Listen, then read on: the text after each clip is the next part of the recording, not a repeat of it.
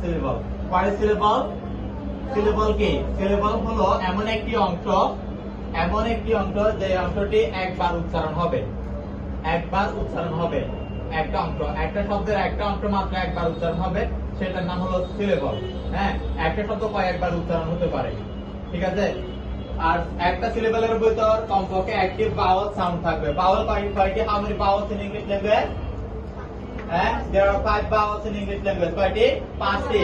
A E I O U। কিন্তু 5টা ভাওয়ালে 20টা sound আছে। কয়টা উচ্চারণ আছে? সাউন্ড 20টা। কয়টা? 20টা।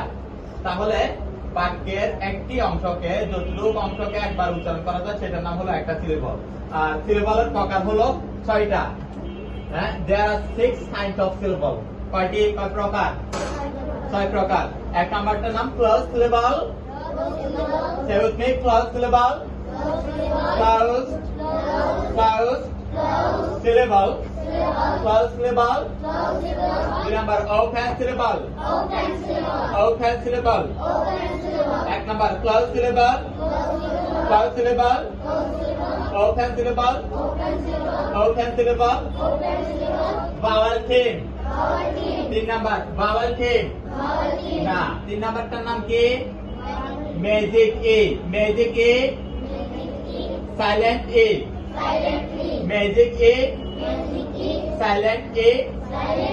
4 number vowel theme. 4 number vowel theme. আমার সাথে বলো vowel theme.